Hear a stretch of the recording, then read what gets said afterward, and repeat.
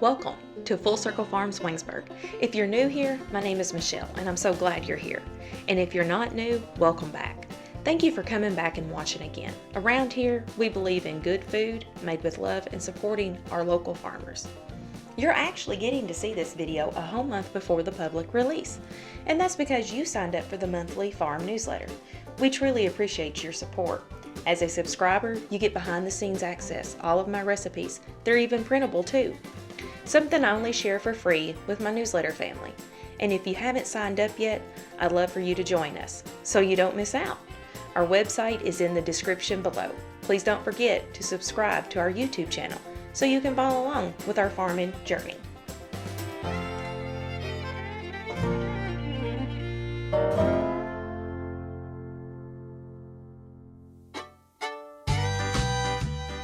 We're starting with something simple but essential. Homemade chicken broth.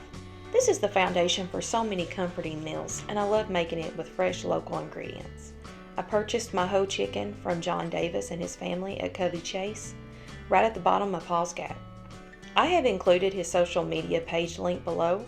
Supporting local farmers is very important to me, and it truly makes all the difference in the flavor. Of course, any whole chicken will work. I have even done this with a rotisserie chicken from Sam's Club. So, use what you have.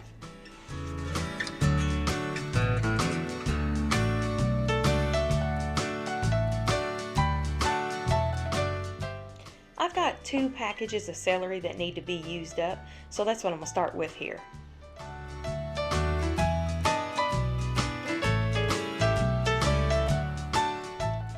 Our chicken today weighs around 4 pounds. I start by placing the chicken breast side up in a large pot. I wash and prepare the celery trimmings off any bad spots and add it to the simmering pot.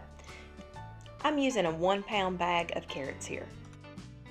The carrots go in whole, skins and ends included, because they add wonderful depth of flavor. Are you wondering why this is a voiceover? Well, Michelle washed the microphone, so we do not have any microphones working. Bless my heart. I will try and do better. The last one I lost, well, you know, life happens. Here we're going to add in a stick of butter. Now you can add 2 sticks of butter if you would like. This is just your preference. It's your chicken broth. If you want more richness in it, I say add another stick of butter. My garlic didn't do well in like preserving it or anything, so I'm using minced garlic here, 2 tablespoons. Again, this is your preference. If you like more garlic, add more garlic. If you like less garlic, cut it back a little bit.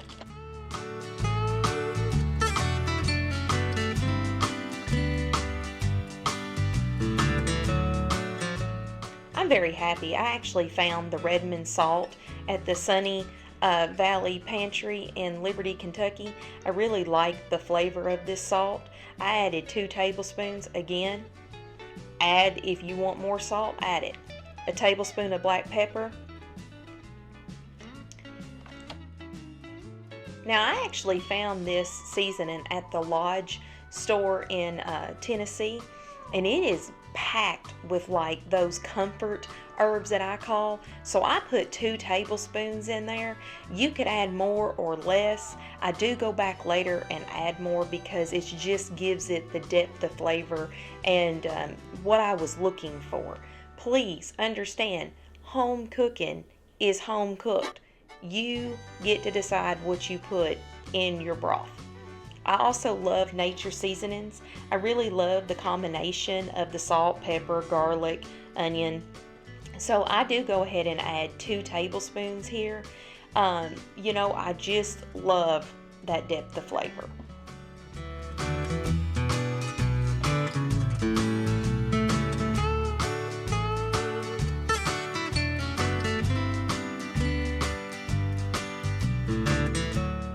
One thing I do want to say here is if you don't have time to make your own homemade broth, buy store-bought and doctor it up. Add in extra seasonings, a little more butter. Make it your own.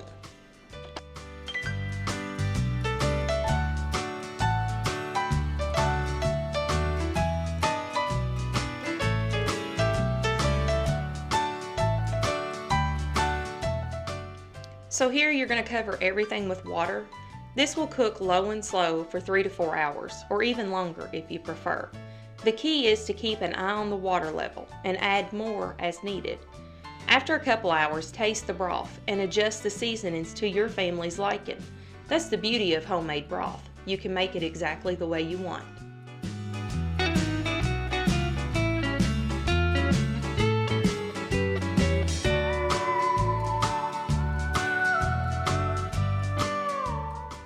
One thing I have learned over the years is chicken stock is made by simmering the bones, creating a thicker, more collagen-rich liquid, while chicken broth is created by simmering meat, resulting in a lighter seasoned and thinner liquid. Stock is ideal for savory sauces and hearty soups, whereas broth is best for like sipping and light dishes. I think understanding the difference between chicken stock and chicken broth really helps you in what you're wanting to do with the depth of flavor for what dish you're preparing for. Just like I said earlier, you don't have time to make your own homemade broth. Get the chicken stock from the store or the chicken broth from the store. Doctor it up. I almost forgot my onion here, so we're going to put it in and we're going to cover and let it simmer for 2 to 3 hours. Next up, we're making homemade bagels, and trust me, once you make these from scratch, you'll never want store-bought again. Now, I have used several recipes. This one is the one that I tweaked myself. So this is my recipe. So let's first talk about the ingredients. The most important part of making a great bagel is the flour. You really need a high gluten, all-purpose flour to get the perfect chewy texture. I love shopping at the local bulk stores to get the best flour at the best price, and today I'm using a high gluten bread all-purpose flour. From there, it's incredibly simple. All we need to start for the bagel making process is all-purpose flour, high gluten, instant active yeast, warm water, and Redmond salt. Yes, it really is that simple. So as most of you can tell, I'm really new to recording myself cooking or doing anything else, and unfortunately I lost the video clip that showed me doing the what is called a bloom on the yeast and showing you all the measurements and everything, so I'm just going to talk through it here. For this recipe, we're going to use 4 cups of bread flour. Remember, the higher the gluten, the better the chew. 1.5 teaspoons of Redmond salt, or any salt of your choice. 2 cups of warm water. I always say it should feel like a baby's bath water. I don't bother with a thermometer, I just use my arm to check the temperature. 2.25 teaspoons of instant active yeast, and 1 tablespoon of sugar or honey. Either one works great.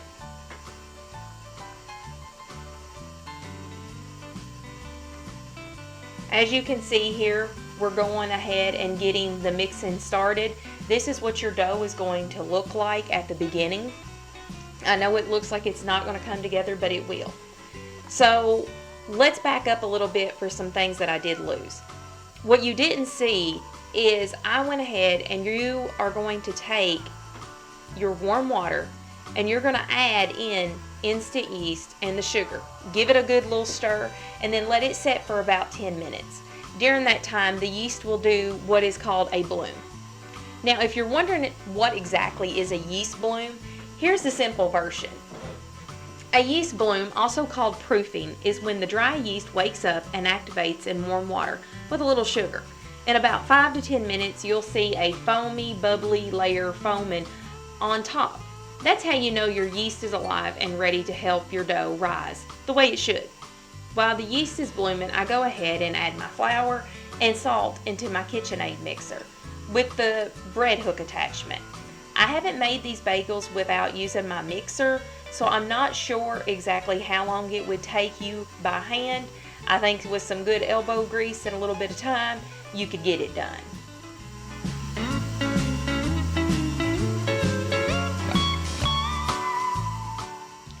So with your bread hook attachment with your KitchenAid mixer, you don't want to turn the KitchenAid mixer any higher than like a number 2. The stir method is the best, and you're going to let it just sit there and work and come together. It sometimes could take about 10 minutes, but it's worth the time. Don't speed the process up. Bread making is a little bit of a slow process. Just give it some patience and time.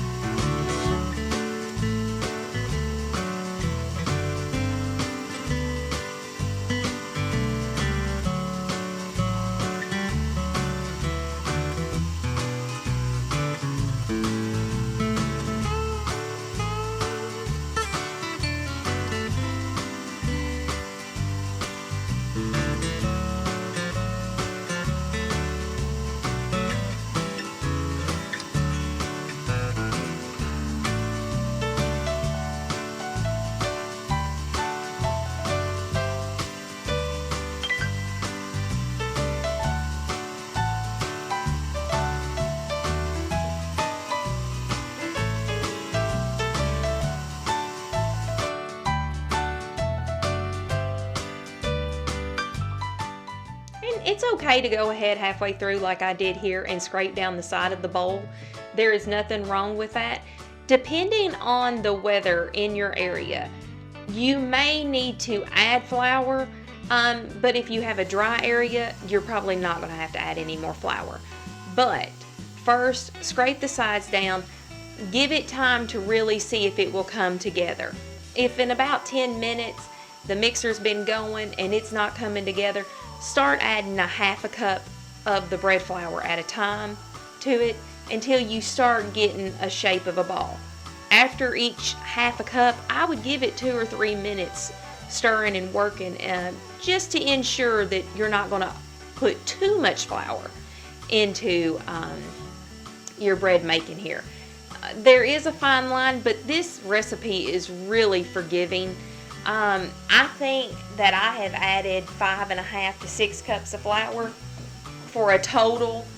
So that's 1.5 cups extra from what my recipe states. And that, of course, is just like if it's a real rainy day and there's a lot of moisture in your house, you may need to add it.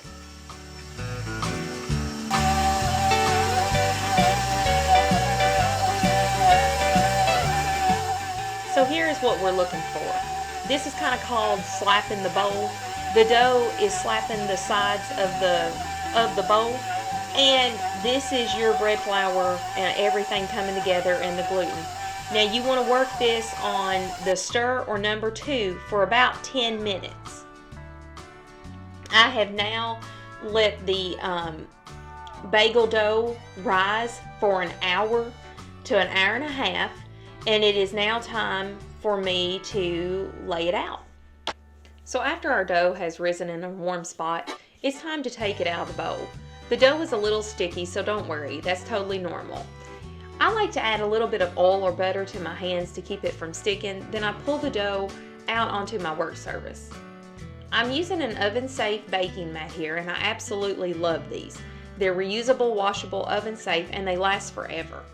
Now, we're going to weigh the dough so we can divide it evenly. Whatever the total weight is, divide that number by 10. That will give you the size of each bagel. If you don't want to weigh them, you can eyeball it, but just keep in mind that the bagel is going to rise again. If you make big ones and little ones, it can be tricky to bake everything evenly. But hey, there are no bagel police, so do what works for you. I'm weighing mine today, and each portion came out to around 13 grams, give or take. I'm using a dough cutter to divide the dough into 10 pieces, weighing each one as I go.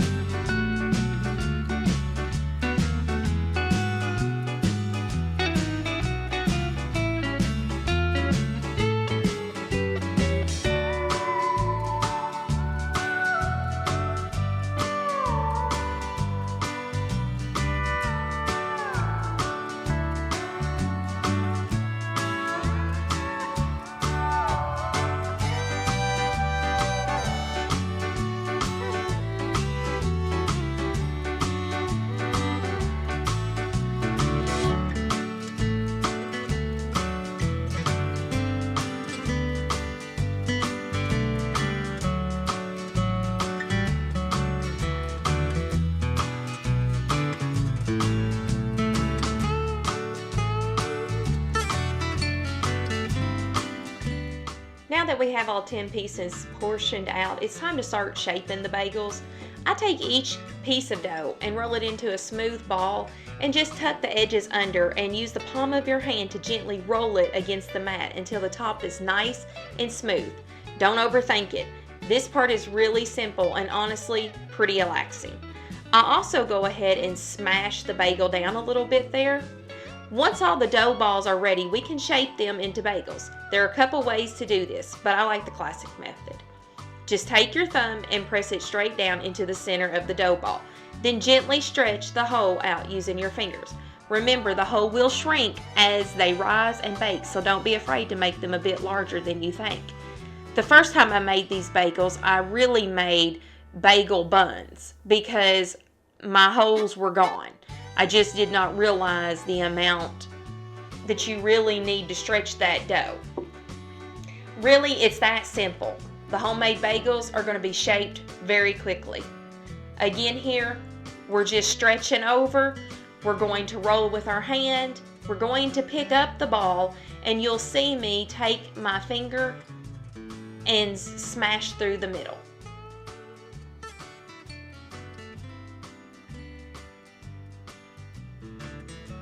I really can't believe that it has taken me years to make bagels.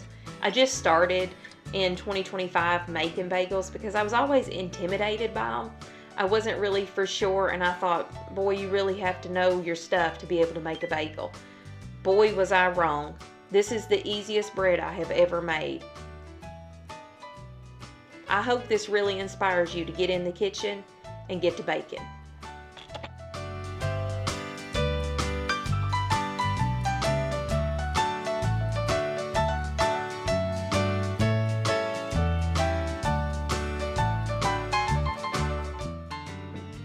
Now it's time to boil our bagels.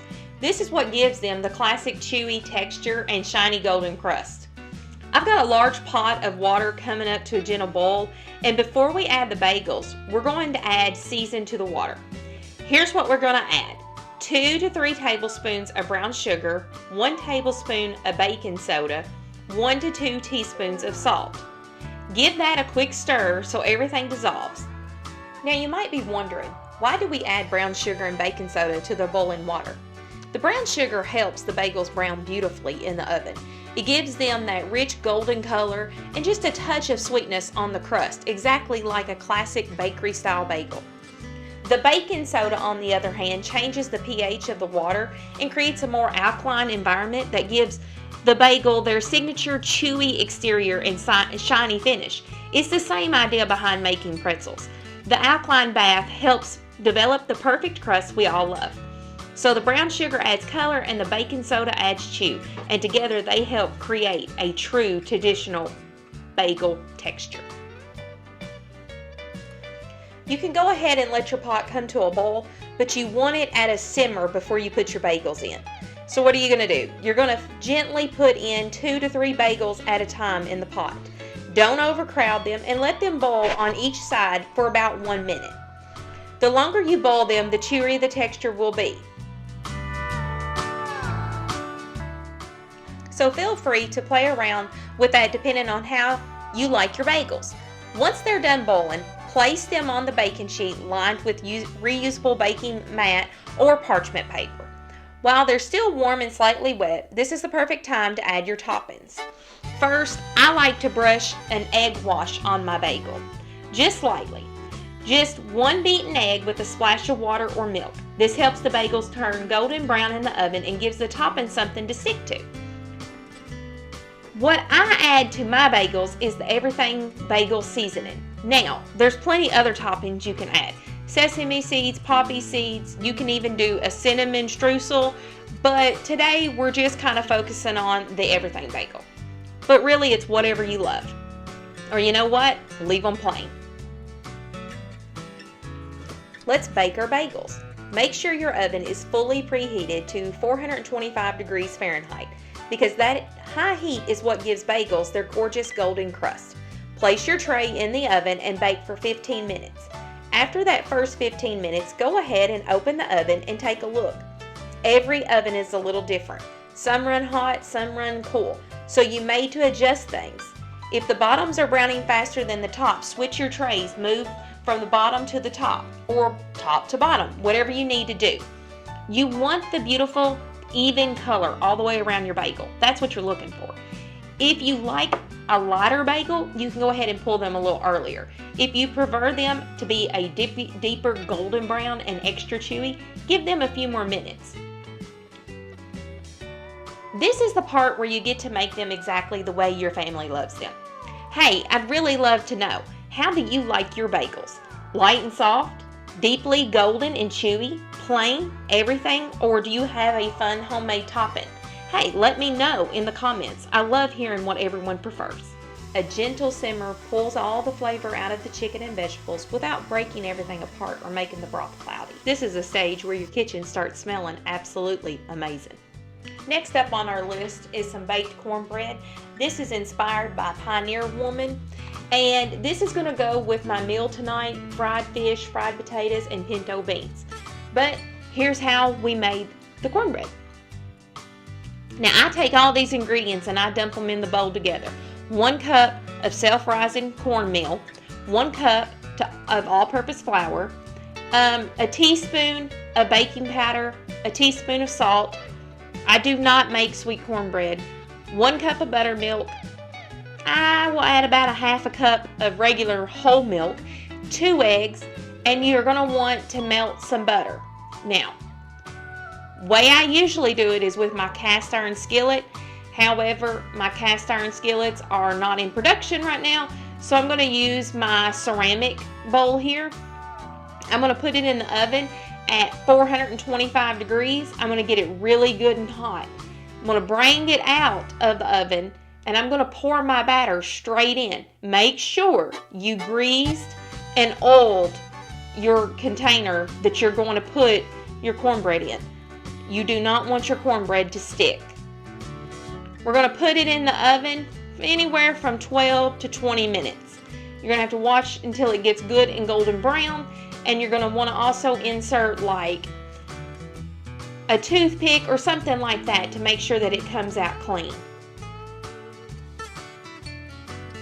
Slather some butter on and you've got you some great cornbread. Make sure before you put the baking dish in the oven that you have already sprayed it and put your oil in.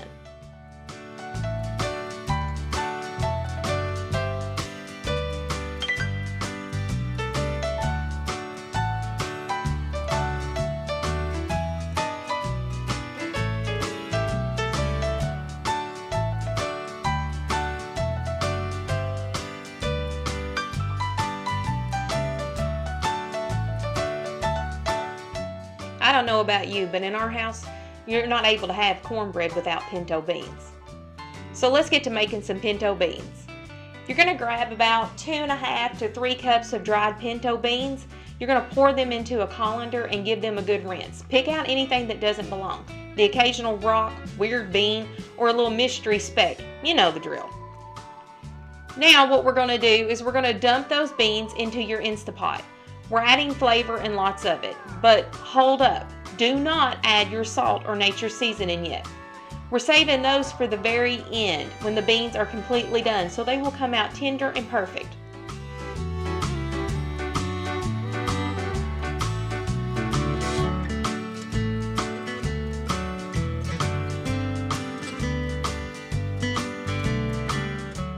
Two bay leaves, nice and simple.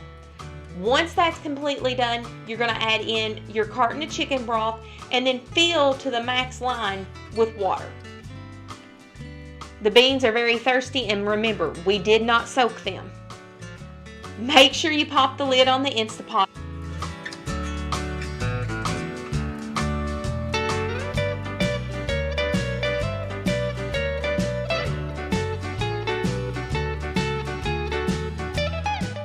Now, I did the 1 hour. You can do as little as 45 minutes. When the timer goes off, don't rush over there and release the pressure. Let your beans come to the natural release. Then once that's completely done, you want to stir your beans and add in your seasonings.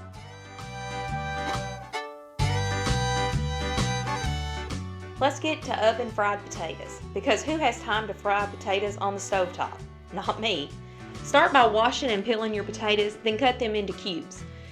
Melt yourself a whole stick of butter, yes, a whole stick, and grab 2 baking sheets. Spray them with cooking spray or lightly oil them so nothing sticks. Pour that melted butter onto your pans and spread your potatoes around the thinnest layer you can, the thinnest as possible for a more crispy potato. Season them with nature seasoning and Montreal steak seasoning, giving them a good toss, and slide them right into the oven at 425 degrees. Bake them until they're golden brown and crispy. This usually takes me around 15 to 25 minutes depending on how full your pans are. Give them a stir halfway through the browning. And that's it. Crispy, buttery, perfect potatoes.